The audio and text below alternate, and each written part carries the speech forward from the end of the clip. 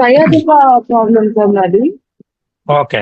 నేను వచ్చేసి నా అక్టోబర్ నుంచి మెడిసిన్ యూజ్ చేశాను సార్. ఓకే. నాకు వచ్చేసి L5 మధ్యలో నలుగుతుంది అని చెప్పేసి ప్రాబ్లం ఉండేది. నాకు దాదాపుగా 10 years నుంచి ఉంది. ఫస్ట్ కూడా నేను చూసుకోలేకపోయేదాన్ని. నేను కంపన్నా ఇంట్లో చూసుకున్నా అసలు వర్క్ చేస్తుంటే అసలు నిలిచిపోయేదాన్ని కూర్చోలేకపోయేదాన్ని ప్రాబ్లం వల్ల. నాకు ఏమైందంటే ఎంఆర్ఐ స్కాన్ చేసేసరికి అది ఇబ్బంది పడేసరికి ఎక్సర్సైజెస్ చెప్పారు నాకు. మల్లారెడ్డి హాస్పిటల్ మా ఇద్దరు వస్తున్నారు.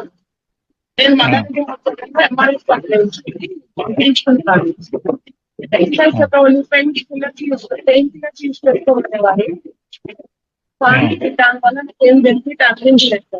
నాకు పల్లె గారు అక్టోబర్ లో నేను యూజ్ చేయగలను. డైలీ ఒక 3 years లో చెప్పేవారు. మార్నింగ్ ఒకటి, తర్వాత 4th day నుంచి 2 అలాగా ఒక 1 week చేసుకున్నాను. తర్వాత వచ్చేసి నా వెయిట్ వచ్చేసి 84 kgs వెయిట్. కానీ నేను డైలీ ఫిక్స్ చేసుకునేదాన్ని. Morning to afternoon to night వేసుకునేదాన్ని.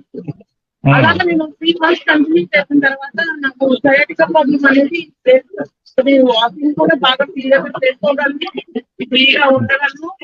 Plus నేను కూర్చొని ఉంటే పైకి లేగగలిగేదాన్ని కాదనమాట.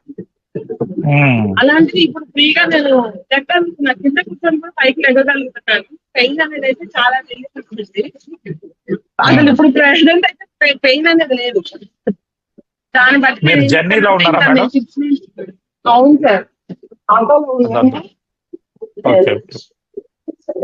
సో ఇప్పుడు సయాటికా పెయిన్ నా సంతోషాన్ని పంచుకున్నా కానీ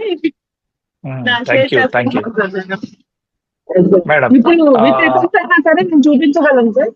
నాది ఇప్పుడు ఆ ప్రాబ్లం లేదు. అది సర్క్యులేషన్ అనేది క్లియర్ గా జరుగుతుంది. నేను ఎంత దూరమైన వాక్ చేయగలుగుతున్నాను, ఎంత జర్నీ చేయగలుగుతాను. అంతకుముందు జర్నీ చేయలేకపోయే వాళ్ళ మీరు? అంతకుముందు జర్నీ చేయాలంటే ఎక్కువ సేపు కూర్చోవాలి సార్. 5 hours journey.